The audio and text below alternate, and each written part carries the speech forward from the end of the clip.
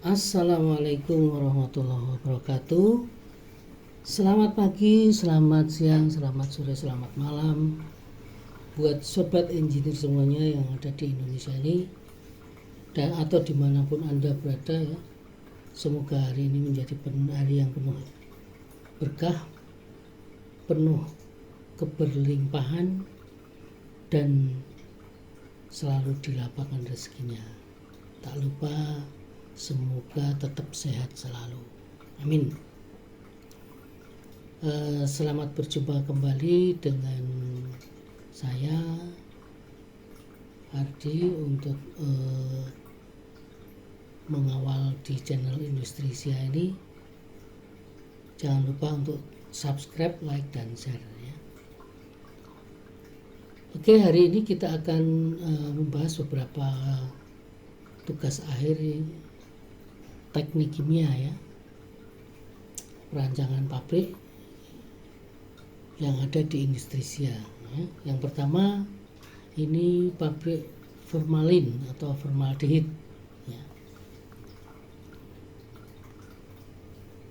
Pabrik formaldehid dari metanol dan udara ini dengan kapasitas 30.000 ton. Ini alatnya lumayan sederhana, tangki ya, hanya ada dua alat besar utama yaitu reaktor fixed bed dan absorber ya. Ini nanti menghasilkan formaldehid 37%. Bahan bakunya yaitu udara dan metanol direaksikan di dalam fase gas kemudian diserap di absorber. Ini neraca masanya juga simpel, sederhana ya. Ini bisa menjadi alternatif yang bagus untuk tugas akhir Anda. Kemudian yang kedua, pabrik dibenil-amin dari anilin. Ini juga lumayan sederhana, simpel juga, cuma alatnya agak variatif ya. Di sini ada vaporizer, ada reaktor fixed bed. Kemudian nanti hasil fase cairnya masuk menarisasi. Di sini nanti anilinnya akan recycle, kemudian dibenilaminnya nanti dipadatkan di drilling tower, kemudian disimpan dalam silo. Ini lebih variatif ya. Ini neraca masanya lumayan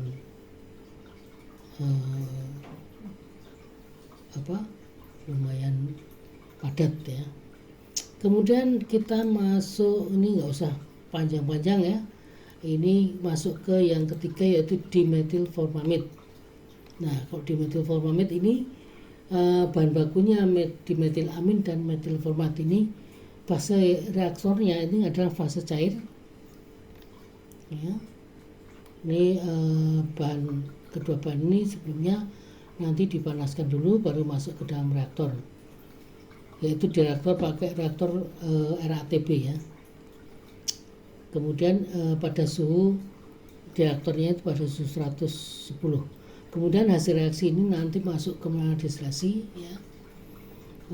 Menarisasi pertama itu berupa rectifier ya, atau hanya menara distillasi tapi hanya bagian atasnya saja.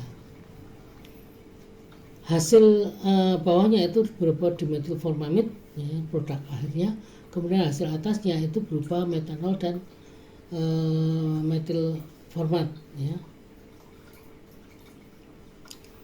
Metylformatnya nanti di-recycle, kemudian metanolnya ditampung di tangki 3 ya. Ini ada 2 menarisasi dan 1 reaktor. Ini lumayan simpel ya. Nah, masanya juga lumayan simpel. Kemudian kita masuk ke judul yang keempat ya, yaitu desil benzen dari dedekan dan benzen ya. Ini merupakan bahan baku dari deterjen. Benzen ini nanti masuk ke mixer dulu untuk ditambah katalis, kemudian dodekannya itu nanti langsung masuk ke dalam reaktor, dipanaskan dulu ya. Suhu reaksinya sekitar 60 ya. Hasil reaksinya nanti langsung masuk ke rotary drum vacuum filter untuk memisahkan padatan katalis, dan fase cairnya nanti masuk menarisasi di mana benzennya nanti dipisahkan dulu di menadistilasi 1. Kemudian dodekil benzennya itu nanti akan dimurnikan di menadistilasi 2. Ya, jadi pabrik ini dirancang dengan kapasitas 50.000 ton. Jadi silakan nanti kalau ada yang membutuhkan bimbingan atau neraca massa di judul ini bisa langsung menghubungi nomor WA yang saya cantumkan di bawah. Ini harusnya juga lumayan padat ya, jadi karena dia basicnya adalah minyak bumi, jadi bahan bakunya lumayan banyak ya. Ini dodiesil benzen ya. Kita masuk ke judul yang kelima yaitu bioetanol. Ini lumayan kompleks juga ini ya, karena prosesnya panjang ya. Ini bahan bakunya molases, di mana molases itu nanti merupakan limbah dari pabrik gula dan komposisinya juga lumayan banyak ya sebetulnya ya. Nah, molases ini pertama ini masuk ke hidrolisis, proses hidrolisis dengan katalis asam ya. Ini dihidrolisir untuk memecah sukrosa menjadi glukosa. Kemudian masuk ke netralizer untuk menetralkan asam sulfat sebagai katalis ya, dengan menggunakan NaOH. Kemudian hasil netralisasinya nanti didinginkan masuk ke tangki penampungan ya. Ya kalau kita misalnya bahan bakunya dari glukosa cukup dari sini ya mulainya. Tapi karena kita bahan bakunya dari molases, ini ya harus ada proses hidrolisis dulu. Nah, bahan baku berupa glukosa ini ditampung, nanti dipisah menjadi 4 bagian ya, masuk ke tangki starter untuk membuat sediaan atau preparat atau apa ya, pokoknya untuk yeastnya itu ya, untuk yeastnya atau untuk bakterinya ya, yaitu Saccharomyces cerevisiae ya. Ini pertama masuk ke tangki starter, kemudian masuk ke tangki pembibitan 1, masuk ke tangki pembibitan 2 ya. Kemudian sisanya nanti masuk ke tangki fermenter. Nah, di tangki fermenter ini terjadi proses fermentasi. Ini biasanya memakan waktu sekitar 2 hari sampai 7 hari ya. Nah, hasilnya kemudian nanti diuapkan, divaporisir, baru nanti dimurnikan di menara destilasi, di mana hasil akhirnya itu ada di menara destilasi, yaitu di bagian atas menara destilasi ya, ditampung di tangki 5 ya, di tangki etanolnya. Tapi sebelumnya didingin dulu pakai cooler ya. Nah, sementara hasil bawahnya itu berupa air masuk ke OPL ya. Ini proses ini sebetulnya sederhana, tetapi reaksinya komplit ya, artinya reaksi biokimia itu tidak sederhana ya. Kemudian kinetikanya juga lumayan rumit ya, apalagi neraca massanya lumayan padat ini ya, ada di atas 30 nomor arus ya. Jadi silahkan ya, kalau misalkan Anda butuh bimbingan bioetanol, bisa menghubungi langsung nomor WA saya. Kemudian kita masuk ke perancangan pabrik hidrogen peroksida dari isopropil alkohol dan udara. Nah, ini sebenarnya ada 2 proses ya. Proses yang pertama itu proses autooksidasi dengan antraquinon ya.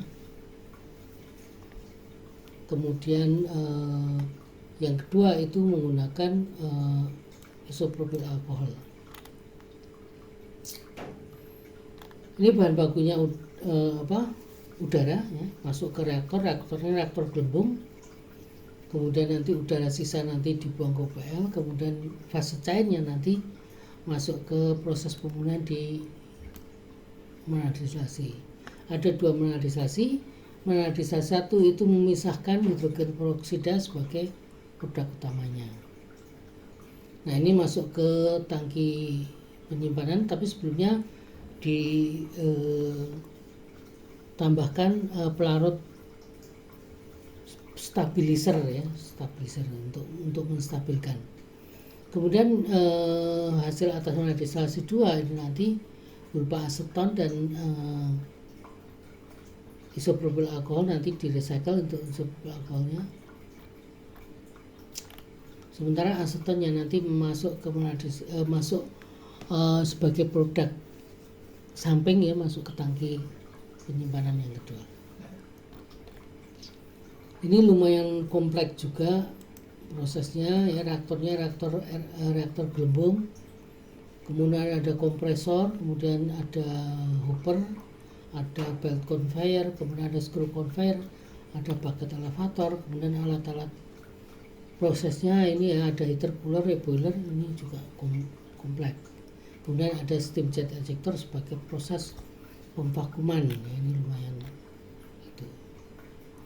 Kemudian kita masuk ke judul yang selanjutnya, yaitu isopropil asetat dari isopropanol dan asam asetat. Ini lumayan sederhana ya. Bahan bakunya isopropil alkohol dipanaskan, asam asetat dipanaskan, masuk ke reaktor RATP, ini fasenya cair. Hasil reaksi nanti langsung dipisahkan di 3 menadistilasi ya. Menadistilasi 1 itu nanti untuk mengambil atau merecovery asam asetat. Jadi untuk menadistilasi 1 itu untuk merecovery atau untuk mengambil asam asetatnya, kemudian isopropanol dan propil asetatnya nanti masuk ke menadistilasi 2 dan ketiga untuk dilakukan proses pemurnian ya. Dimana di menadistilasi 3 nanti diperoleh isopropil asetat sebagai produk akhir ya. Ini sederhana ya, karena alatnya relatif 2 ya, reaktor dan menadistilasi. Cuma masanya lumayan padat ya, karena menadistilasinya ada 3. Kemudian kita masuk ke metil etil keton ya. Ini sederhana ya prosesnya. Ini butanol, ini bahan baku utamanya diuapkan, kemudian dipanaskan, masuk ke reaktor fixed bed, kemudian masuk ke kondenser parsial ya, nanti yang fase gas nanti dibuang ke UPL, kemudian fase cairnya nanti masuk ke menadistilasi untuk dimurnikan ya, nanti MEK-nya sebagai hasil atas menadistilasi ya. Untuk hasil bawahnya nanti direcycle kembali butanolnya ya. Ini juga sederhana, ini simple ya, neraca masanya juga simple ya, Anda bisa sebagai alternatif. Kemudian judul selanjutnya ini pabrik monopropilamin dari propil alkohol dan amonia. Ini juga lumayan kompleks ya. Ini alatnya benar-benar kalau Anda ingin belajar teknik kimia secara lebih detail ya ini pabrik yang tepat untuk Anda latihan ya. Tangki-tangki ada vaporizer, ada kompresor ya. Kemudian reaktor fixed fase gas ini ya. Kemudian ada kondenser parsial di mana nanti ada kesetimbangan fase uap cair. Kemudian di menadistilasi ada 3 menadistilasi ya. Jadi menadistilasi yang pertama itu nanti untuk memisahkan campuran air dan monopropil alkohol sementara dipropil dan tripropilnya sebagai produk samping itu sebagai hasil sebagai hasil bawah di menadistilasi 1. Kemudian baru dipisahkan di menadistilasi 2 sebagai untuk di propil aminnya nanti sebagai hasil atas, kemudian hasil bawahnya itu berupa tripropilamin. Kemudian hasil atas menadistilasi 1 masuk ke menadistilasi 3 untuk dilakukan proses pemurnian monopropilamin sebagai produk utamanya ya, sebagai hasil atas menadistilasi 3 ini monopropilamin ya. Ini juga lumayan kompleks ya, neraca masanya padat ya. Kemudian terakhir kita masuk ke malik anhidrid dari buten dan udara. Ini alatnya tidak terlalu kompleks ya, tapi komplit ada kompresornya juga, ada vaporizers, reaktor backspat, fase gas ya, ada kondenser parsial. Ini sederhana tapi ini lumayan